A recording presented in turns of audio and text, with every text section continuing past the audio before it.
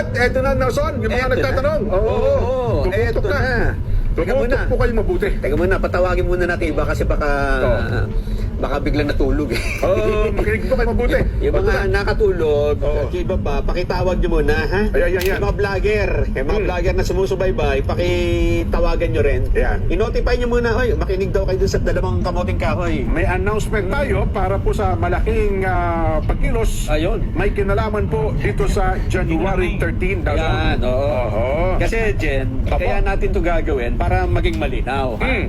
Kasi nitong mga nakarang araw, ay marami ng usap-usapan eh, ha? Yun na nga eh. Tungkol dyan sa gagawing National Rally for Peace. Oo. At ang- May kanya-kanya ng komento, opinion.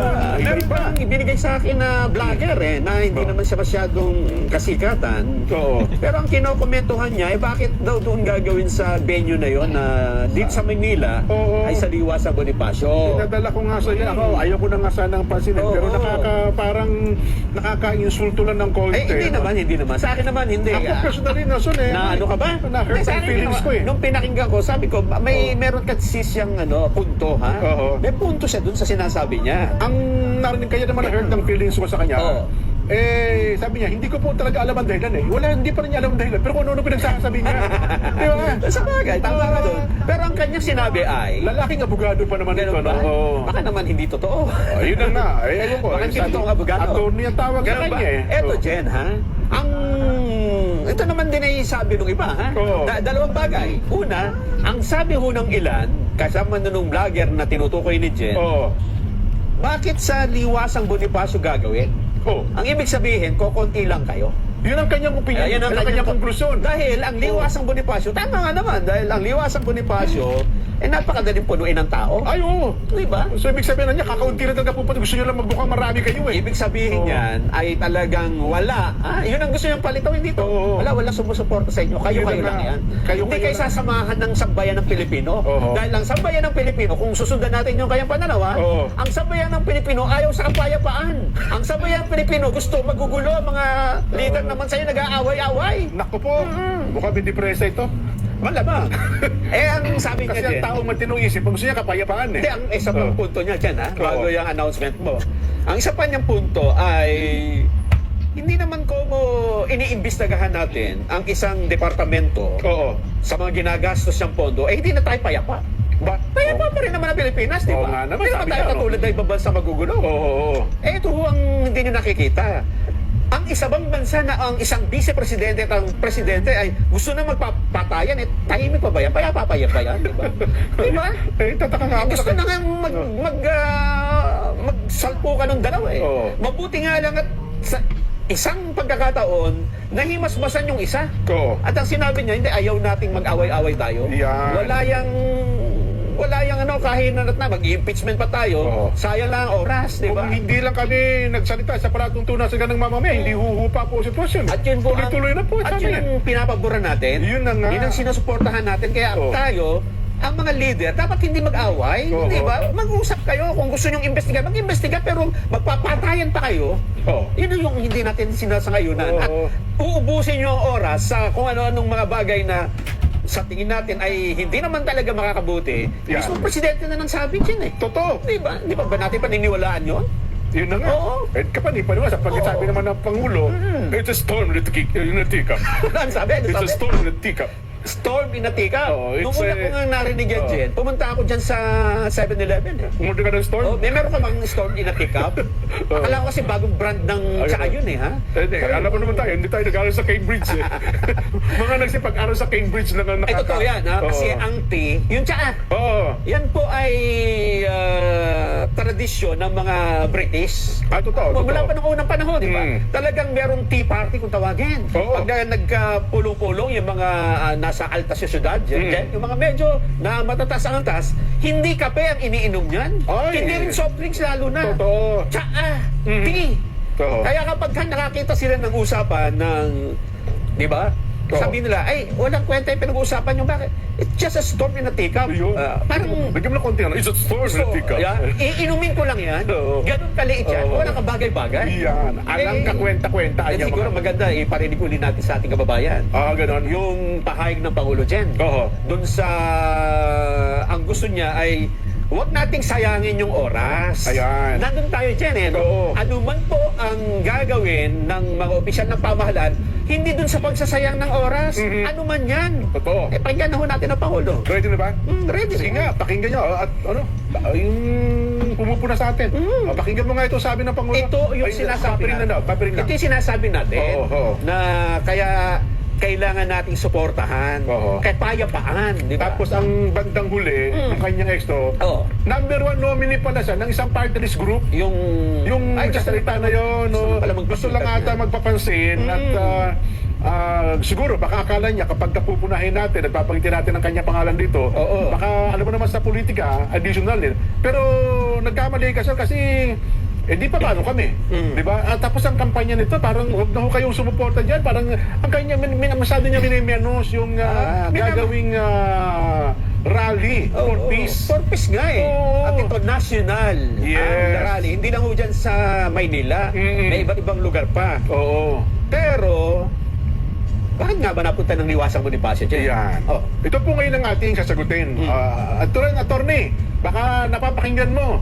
Oo. Eh bakit pa kami napunta ng Quirino Grandstand? Ano, Liwas. bakit ang liliwasan mo rin paso? Eh, mas malaki ang luneta. Oo. Mas malaki ang Carino Grandstand. At saka maraming sasabi, tsak na, naku, ka-traffic yan kayo, pamimirwisyo lang kayo eh. Gusto nyo kasi dyan sa liwasan, ayaw nyo doon sa Quirino Grandstand. Hindi, sasagutin ko muna, number Oo, one. Ha? oo. Kasi kami po, at kahit na sino, dapat ito ang isipin mo eh. Kung gagawa ka ng isang bagay, dapat una, huwag kang susunod ka sa mga patakaran. Ay, tayo pa. Diba? Oo. Baba sinabi nila na, ay, doon po kayo pwede, dito Oo. hindi. Eh, Yeah. ano gagawin mo? Eh sapagkat tayo masunuri sa gobyerno, masunuri tayo sa gobyerno, Nelson, susunod tayo. Susunod. Yes. Ano ba yung pinasunod na nila sa atin, Jen? Ano Oo. sabi nila? Sumulat po tayo sa Quirino Grandstand Oo. na dapat doon talaga gagawin ito pong National Rally for Peace. Ano ba yung nakakasakop dyan sa Quirino Grandstand, Jen? Ang National Parks Development Committee. yan Na opo. it's akong ahensya na nasa ilalim ng Department of Tourism. Opo. Itatama din pala natin kasi parang mayroong mga vlogger ata na galit sa kasalukuyang administrasyon ng Maynila. Hindi sa Parang local government yan. Hindi po ito under ng local government ng Maynila. Ang Quirino Grandstand. Ibang ahensya po ng gobyerno ang nakakasakop dito. National Parks Development Committee, Yan. agency under ng Department of Tourism. Yes. So kapag gagamit ka ng luneta, gagamit ka ng grandstand, Oo. at ano pa man doon na mga lugar, hihingi ka ng permiso sa National Parks Development Committee. Yan, hindi po sa lungsod ng Maynila, city government ng Maynila. Hindi. Oo, hindi po doon. Ngayon, ang kanila pong tugon sa aming liham ay ganito. Please be informed that the Quirino Grandstand is not available on 13 January 2025. Yan. Sapagkat meron daw pong mga naunang event dyan sa nabanggit na lugar. Meron daw grupo na nakapagpa-reserve. Yes. ha? At ang balita natin, ang reservation natin hanggang Marso. Tagal na ba, Marso? Yun po Hindi sila. kasi, Oo, sabi nila, ipa-reset nyo na lang. Kailan daw ba? Oo. Mga Marso na. Ayun ang sabi. Kaya po, Wala ka nang choice, di ba? ang National Rally for Peace ay napunta po ng Liwasang Bonifacio. Yun! Oo. Yun ang ano.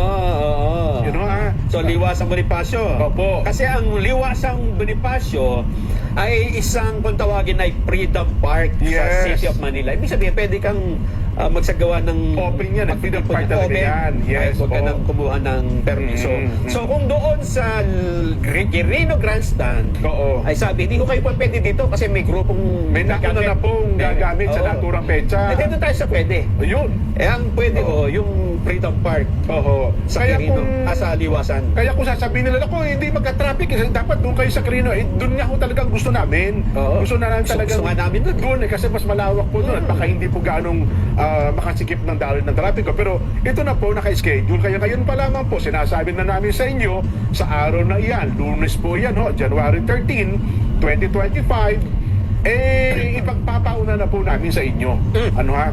Na sana ay huwag kayo magdamdam, huwag kayo magalit kung marami pong tao, marami sasakyan, mag-traffic, sapagkat dyan po namin sasagawa ang National Rally for Peace. Tandaan niyo po ha, National Rally for Peace. Ito po'y rally, pangkalahatan po ito. Kasi akala nila, uy, yan ba'y rally ng Iglesia ni Cristo? Ano ha? Hindi po, ito po'y nagkataon lang na ang Iglesia ni Cristo ang nanguna Nag-initiate. nag-initiate ito, pero hindi po nangangahulugan. Oo, Kapayapaan. pero hindi po nangangahulugan na Iglesia ni Cristo lang ang nandito. Kaya ako kami naroon sa Quirino, sa Liwasang Bonifacio, sapagkat kami po, mamamaya Pilipino, nananawagan kami, di ba, nang magkaroon ng kapayapaan. At gagawin ho natin itong bagay ito. Masama po ba yun? At ang bawat Pilipino, Jen, Oo. ay may karapatang gawin yan. Yes. Bilang tayo po ay nasa ilalim ng demokrasyang Oo. pamahalaan, di ba? At Oo. bilang mamamayang Pilipino, binibigyan din po namin, tumatayo kami na sana magkaroon po ng kapayapaan sa ating bansa at unahin natin ang kapakanan ng ating pong mamamayan. No, ha? Hindi po ito INC rally. Nelson, ano, ha? Sa ating mga kababayan.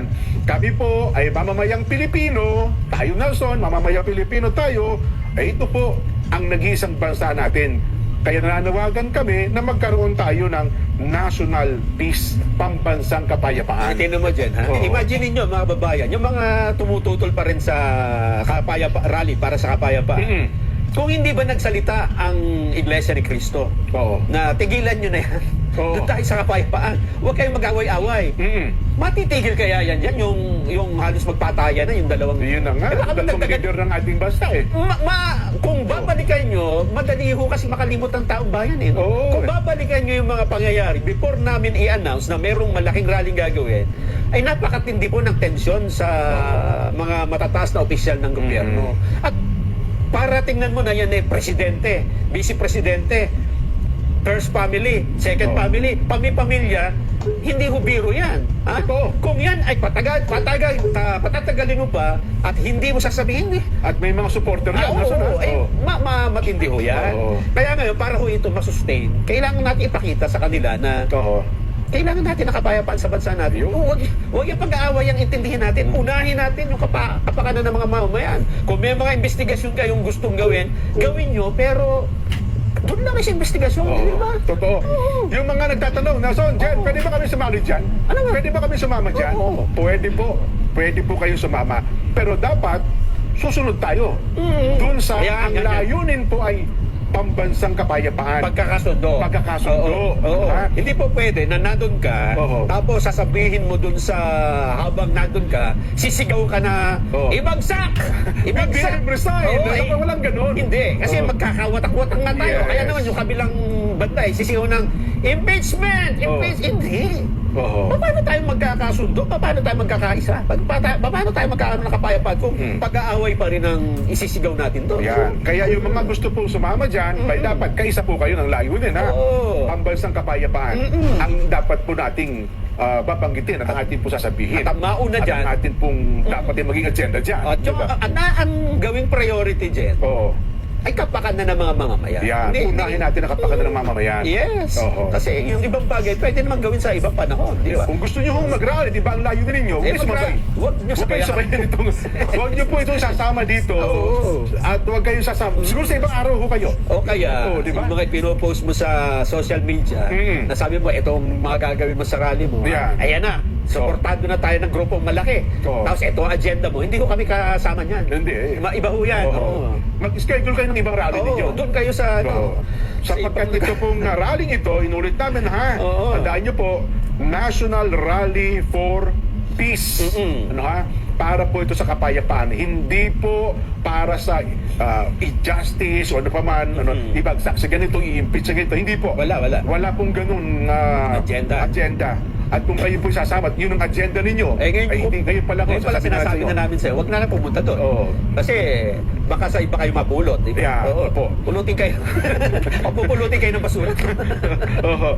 Ay, nako. Kaya importante po yan, ha. Inulit natin, sa ating mga kababayan, ngayon pa lamang po, kasi marami na nagsasabi dyan, ako, matraffic itong araw na ito, bakit ba kasi hindi kayo pumunta doon sa Quirino Grandstand? Una-una, Jen, Oo. bago mo ituloy yan. Oo. Matraffic naman ito talaga sa Metro Manila. Bagay. Kahit nga linggo. Walang rally o meron, matraffic. Hindi, siguro lalo magta-traffic sapagkat merong ganyang pagtitipon. Ngayon, asahan nyo na. Isipin nyo lang, imagine mo. Matraffic pag walang rally, lalo na kung meron. Yan. Mag-rally nga lang yung dalawang driver ng Manibela, nagta-traffic, di ba? Ayun, oo. Lalo na kung may isang grupong sasama dyan sa nagkakaisang Kasi ang kapayapaan. estimate ata dyan sa Liwasan Bonifacio para mga 15 to 20,000 lang Para dun sa... isang kahabaan na yon. mga sasakyan pa lang yan. Yun na nga, sasakyan pa lang yun. Yung dito lang sa amin sa lugar namin, libu-libong ba na po at saka busang inihahanda namin. Di ba? Ang gagawin natin dyan, ngayon pa lamang, di ba? I-adjust nyo na yung mga, alis nyo na Yan, mga. Diba, meron kayo pupuntahan dun sa Maynila, Opo. ang tipanan nyo ay alas 8 ng umaga, Opo. linggo pa lang ng alas 4 ng hapon, pupunta na kayo. Di ba? So sana po maunawaan niyo po kami sa bagay na yan. At gayon pa lamang, sapagkat ngayon po yung Lunes, ilang araw pa ang lilipas na. So, May schedule nyo pa naman. Opo, Di ba yung mga lakad nyo, kung ako sa inyo, kung ayaw nyo mabala, i-reset nyo na yung pang Monday. Yan. Huwag nyo nang daanan yung Maynila. Oo. Kasi sa Metro Manila, Maynila po ang sentro eh. Yan. Sa ibang mga lugar, alamin nyo doon sa inyong mga lugar kung saan. Meron kasi sa Palawan, meron sa Iloilo, meron sa Cebu, meron sa Davao. pero yung malaking area kasi, halos dito, Calabarzon, sa iba't ibang mga lugar, ang mga hindi kaanib sa Iglesia ni Cristo, makapupunta rin. So, marami din pong grupo. Totoo yun. Meron nga akong nariga, parang grupo ng Tarlac, mga hindi kaanib sa Iglesia ni Cristo, ay pupunta rin doon. Hindi naman sila magsasalita, parang magpapakita lang daw ng suporta. Ganun daw ang gagawin. Kaya ang panawagan namin, total, Lunes, Martes, Miyerkules, Huwebes, Biyernes, Sabado. May 6 na araw pa para mag-reschedule ng mga gagawin. Di ba? At ito naman, Nelson, araw-araw din natin babanggitin. Baka meron po hindi mga nakapakinig o kaya naman ay hindi po nakasubaybay sa araw nito. Uulit-ulitin po namin dito po sa palatuntunan sa ganang mamamayan para sa araw na yon, ay wag na po kayo magalit sa amin. Oo. No? Pagka nagalit pa kayo sa araw na yun, ikaw na yung ba't hindi mo schedule? Yun na nga. Ba't hindi mo reset? Di ba? Alam mo namang may rally gagawin, di ba? Opo. At na-expect mo na ay sigurado hindi lang liwasan ito. Oo. Di ba? Expect mo na liwasan, ganun lang kaliit. Ang pupunta, ganun ka dami. Oo.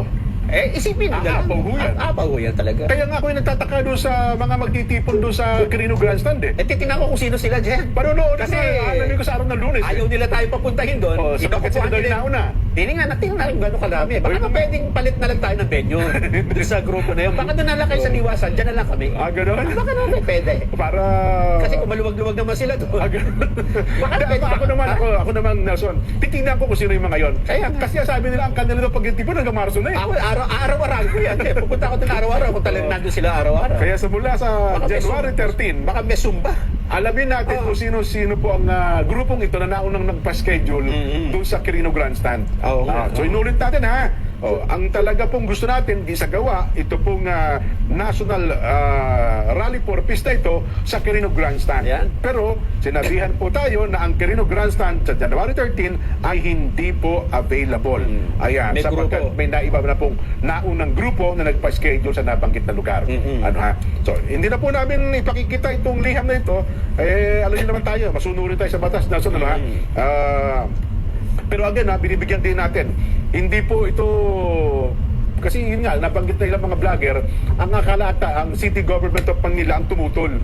Ginagamit na lang nila yan sa, alam mo naman, election eh. Ayun na nga, mukhang nakapagin sa ibang tao at yung mga ganun. Tayo naman, sa totoo lang, based sa dokumento na hawak natin, Nelson. Sabi nga ni Mr. Del Rosario ng Quezon City, si Canor Bing, sabi si Canor Bing, mga matitinong tao ang pupunta sa rally. Yan. Kaya pati basura dyan eh, ha? Pagkatapos sa rally, hahakutin pa uwi. Bawal magkalat doon eh, ha? Ayun. Si Kuya Benji ng Cebu, Mucha, luluwas ako dyan. Kuya Benji, wag na, sapagkat meron bukod sa Cebu. Binabati ko na rin dyan itong mga kababayan natin, mga kaibigan natin dyan sa SFM Registrar's Office. Oy! Ka Michael Magdael at ka Eric Silvestre. Ayan. From ka Dave Bendal. Mhm. Ang may... Pagka ang asawa lalaki, hindi may bahay, di ba? Oo. May susi na susi ni Attorney Lindsay Pabera. Ayan. Yung talaga. taga yung UAE. Baka Ay, malimutan mo, ito. yung taga UAE. Si Kuya Aldrin Ferrer, So yun. Navy Gate, UAE South. Ba? Oh. At si Kuya Bernard Tesoro dyan ng Nobeleta, Cavite. Ayan. Nakita ko ito kahapon eh. Oho. Sa mga pagtitipon. Ayan. Ako naman ang Kuya Ber del Rosario. Ay, oo. Kuya Ber, kamusta po kayo? At saka ang Kuya Wilson Cayago. Ayan. Ayan. Naku, sila pala ang host doon. Oo, punong abang. Kailangan naman eh. Siguro dyan, sabi niya, matutuloy na pagpapakain ko sa inyo. Pumunta na tayo advance kasi hindi tayo kasali doon. Mag-cultural inspection muna tayo. Ayun, Oo. happy viewing din kay Yuan Vargas at Daddy Eddie Boy at Mami Iya Vargas. At sa mga taga San Pedro, Binyan at Santa Rosa, Laguna, mga taga Batangas, laging nakatutok. Ayan, Ate Mids, Laksamana. Ayan, Tita Mitch, kamusta po kayo? Nagluluto. Ayan. Ang crispy pili. Ayun. Talaga naman. Resulta. Excited ka na ba? Ay, talaga naman, oh. Sobrang Hindi, excited ganito. na ako. Every sa ganang mamamayan, may update ho kami, ha? Yeah. Kasi baka may mga pagbabago, eh. ha? Totoo. Malay mo nga, yung grupo, magbigay taan, di ba? Dito na nga po kayo, sabi nyo, eh. Nakapaglagay na ako ng mga portalet doon sa liwasan mo rin pa. Baka lang naman. Oo. So, tutok lang na kayo sa ganang mamamayan. Important Yeah. ito pa. Tapusin nyo yung buo. Yeah. Kasi hindi natin alam, in between, may bagong sasabihin sa atin. Yun, di ba? oo. Hindi, mabilis natin malalaman, di ba? Yun. Resulta po ng ating Vox Populi sa tanong na, kontento ka ba sa naging paglagda ng Pangulong Bongbong Marcos sa national budget? Ang nagsabi ng opo, kontento kami, 13.7%. Pero ang nagsabi ng hindi, naku, maraming hindi na siya na. 86.3%. Ayun. Hello po. Ayun, nabanggitan ni Kuya Nelson yan. Ha? O paano? Paalam tayo. Bukas ulit, no? Ha? Ito po ang palatuntunan sa Ganang Mamamayan. Programang paborito ng bayan, bukas po, umagang-umaga pa lang, alas 5, may mga balita na tayo sa 100%. Stay tuned para sa Mata ng Agila Prime Time. Bye!